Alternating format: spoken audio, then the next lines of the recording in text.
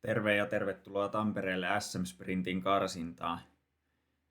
Miesten 2-1 oli 4 karsintaryhmää, itse olin Q2. Jokaisesta ryhmästä 13 parasta finaaliin. Ja oli odotettavissa aika haastava SM-sprintti ja oli tiedossa myös, että karsinnassa jo täytyy todennäköisesti suunnistaa aika hyvin, että ei ole mikään juoksurata. Tässä heti meinasin lentää seläälle, niin kun oli niin liukasta tuossa heti lähön jälkeen, mutta pysyin kuitenkin pystyssä. Ykkösrasti oli aika helppo, se oli tässä tosi lähellä, oli nähnyt jo aikaisemmin, että jotkut aikaisemmat lähtijät kävi tässä. En kyllä muistanut, että ketkä oli omassa karsintaryhmässä. No kakkoselle oli tommonen vähän haastavampi oikea vasen reitinvalinta, että kuitenkin sen verran pitkä väli, että näillä reitinvalinnoilla varmaan oli jotain erojakin. Ja omaa silmää näytti sen verran tasaisilta, että lähi aika äkkiä vaan tonne oikealle, ettei jäänyt miettiä sitä sen enempää. En mä ainakaan paljon tällä välillä jäänyt, niin oli varmaan ihan hyvä valinta. Ja tässä heti kyllä tuli homma selväksi, että todellakin tulee olemaan haastava karsinta, kun vähän kattelin noita seuraavia rastivälejä, että piti olla tosi tarkkana noiden tieylitysten kanssa. 3 oli simppeli väli, ettei tarjottu reitinvalintaa tähän. Samoin 4 oli tosi selvä, mutta sitten toi pihalla käynti oli kuitenkin tollanen, että siinä piti keskittyä ihan tuohon rastien ottoon, ettei niin ihan hirveästi ollut ylimääräistä aikaa lukea vitosväliä kuitenkaan. Että rastilla käynti oli just tämmönen, että oli vähän vesilätäkköä ja pyykkitelinettä ja tollasta, niin pääsi oikeastaan vasta tässä kohtaa sit kattoo vitosväliä. No aika nopealla vilkaisulla kuitenkin hoksasi, että toi piha-alueen kierto tuolta vasemmalta on sen verran pitkä, että kannattaa lähteä tonne oikealle. En ole tästäkään nyt ihan mitoista 100 varma, mutta ei tää ainakaan huonompi valinta varmasti ollut. Mulla oli nää alurasteilla väliajat ihan hyviä. Tasaisesti paria sekuntia Jannikille joka välillä, se juoksi aika kovaa tän karsinnan. Ja ihan hyvin suunnistikin. No tossa vitoselle juostessa oli tommonen pitkä suora, niin ehti hyvin katsoa, että kutosellekaan ei ole oikeastaan kuin yksi reitin valinta, että toi tässä kartalta katsottuna alalta menevä reitti kertaa tuolta niin kaukaa takaa tuo vihreä pensasaida, että ei mitään järkeä lähteä sinne. Eli simppeli väli tässäkin ja sitten seiskallekin katoin äkkiä, että siinäkin voi mennä ihan suoraan. Mutta tässä nämä helpot välit sitten oikeastaan olikin tämän karsinnan osalta, että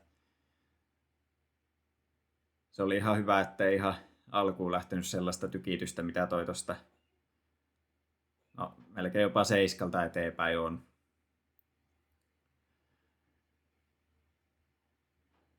Sieltä näkyy lippu ja sit vaan takaisin samaan suuntaan, mistä tulikin ja tie yli kohti seiskaa. Tuossa seiskalle mennessä niin siinä olisi ollut aikaa lukea pidemmällekin tätä rataa, mutta ei ollut vielä ihan tiedossa, mitä siellä on tulossa, niin en sitten käyttänyt aikaa siihen hirveästi. Katsoin oikeastaan vaan 8 väliä, että siinä on 2 aika saman mittaista valintaa. Tää nurmikenttä näytti tässä, tai nurmipiha näytti sen verran hyvältä tässä, että lähdin tolle vasemmalle reitille. Ja jos olisin tiennyt millainen 9-väli on tulossa, niin olisin kyllä mennyt tuolta oikealta, koska sitten olisi saanut välin lopussa enemmän aikaa lukea karttaa. Nyt mä aloin tässä hidastella ja katsoa 9-väliä. Ja mä vielä tässä vaiheessa luulin, että mun pitää seuraavaksi mennä tonne 10, että mä en vissiin osannut numeroita tai jotain. No sit katsoin, että joo, että tonne seuraavalle rastille, tai omasta mielestä seuraavalle on ihan kuitenkin aika selkeä mennä tuolta vasemmalta. Ja vähän muuten kuumotti, kun Aksu oli ottanut tuossa jo minuutilla kiinni. Oli kyllä eri ryhmässä, mutta kuitenkin. Ja en muista missä vaiheessa tajusin, että mä oon nyt menossa 10, että tuolla olisi tommonen 9 välissä. Mä huomasin kyllä se 9 rastinkin, mutta mä jotenkin en kattonut numeroita enkä noita viivoja ja ajattelin, että sinne pitää mennä vasta sitten seuraavaksi. Sitten mä tajusin tässä, että joo, on muuten ihan väärällä reitillä, että tonne oikealle 9 olisi pitänyt mennä tuolta oikealta. Ja sitten vielä tässä kävi tämmönenkin virhe, että en tajunnut mennä tosta tunnelista äsken tonne oikealle, kun en mä edes hoksannut, että tuolta 9 ja 10 välillä on noin pikku portaat. Ja nekin mä huomasin sitten tässä kohtaa, kun luin 10 väliä. Eli tässä mä tiesin, että tää väli oli mennyt niinku todella huonosti. En vaan osannut arvioida yhtään, että kauas siihen oli mennyt aikaa, mutta eipä siinä sillä ressiä hirveästi tullut vielä, kun ajattelin, että tää on kuitenkin pitkä karsinta ja pitäisi mennä aika selkeästi sinne finaaliin, jos ei niinku ihan totaalisesti eksy. No tääkin rastille lähestyminen oli sen verran liukas ja tämmönen tarkka, että en ehtinyt 11 pitkää väliäkään lukea juuri yhtään. Tässä sitten vaan levittelin karttaa ja katsoin, että mistä sinne ylipäätänsä edes pääsee.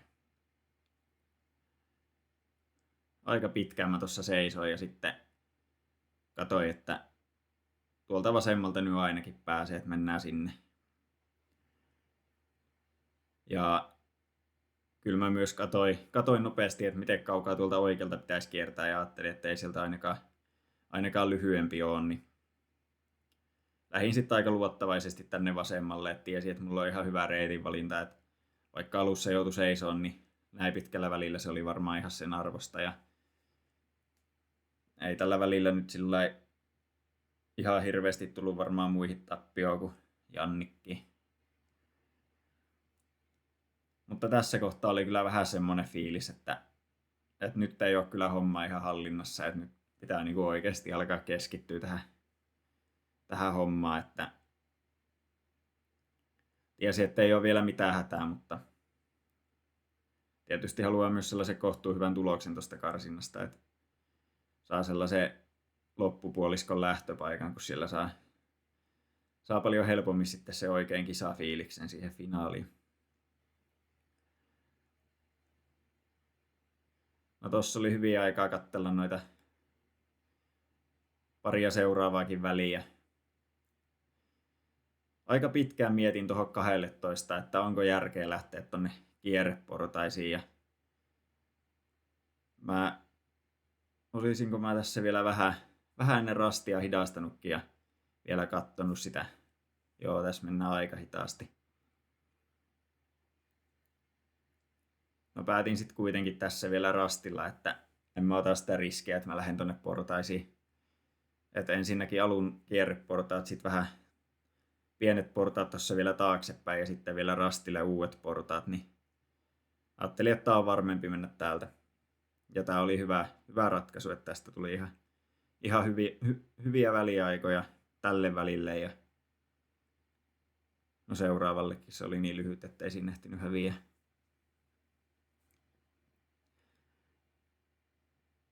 No tässä oli just taas tämmönen klassikko, että muutama tämmönen periaatteessa simppeli lyhyt väli, mutta kuitenkin sellaisia, että ei hirveästi karttaa lukea. Ja olin kyllä jo huomannut, että pitkä väli tulossa ja yritin sitä tässä koko ajan lukea ja varmaan näkee tästä videoltakin, että vauhtia ei ihan hirveästi ole tässä kohtaa. Tuossa seuraavalle pitkälle välille oli oikeastaan aika selkeä, että se on oikea tai vasen. Sitten tässä jotenkin lui kartta ja menisin juosta tuosta portista ohi. Mutta joo, olin tosiaan kattonut ne pääasialliset reitinvalintavaihtoehdot tuohon seuraavalle välille, mutta vasta sitten oikeastaan tässä kohtaa lopullisesti päätin, että jatkan tonne suoraan oikealle. Et tosta olisi voinut vielä kääntää tonne vasemmalle reitinvalinnalle. Mä en siellä lähössä ootellessa huomannut ihan hirveästi, tai en oikeastaan yhtään suunnistajaa, jotka olisi juossut tätä väliä.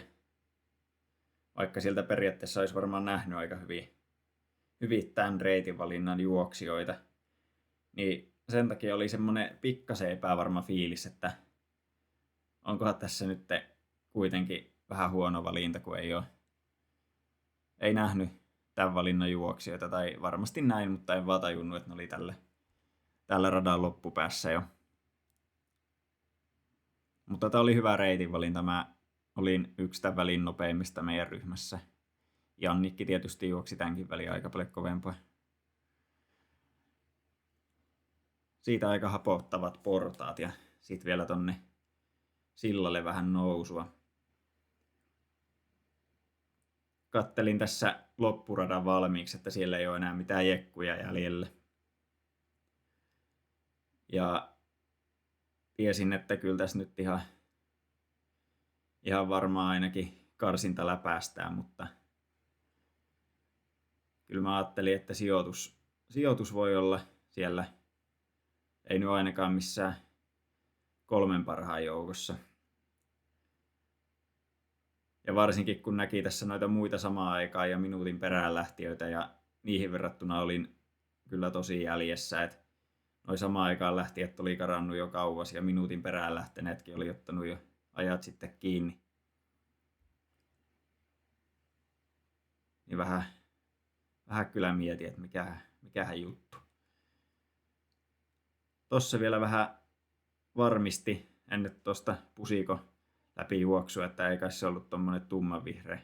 Kun oli nopealla vilkaisulla katsonut, että tuossa oli joku tummanvihreä pusikko, niin piti olla varmistaa, että se ei ollut toimista. Mä olin menossa, eihän se ollut. Tässä oli tehnyt ratamestari vähän tämmöistä labyrinttiä jo karsintaa. Se oli ihan mukava lisää kyllä tähän radalle. Tää vaikutti tuohon 15 reitin valintaakin jonkin verran, että ilman aitahärdelliä toi vasen reitin valinta olisi ollut varmaan ihan melkein jopa parempi. No 17 oli oikeastaan vaihtoehtoja periaatteessa mennä tuolta stadionin kautta tai sitten tämä mun reitin valintaa, mutta eipä tonne stadionille ole mitään järkeä kiivetä. Niin tää mun valinta oli varmasti selvästi parempi. Ja olisiko tälle välille tullut jopa koko karsinna tai oman sarjan pohjat.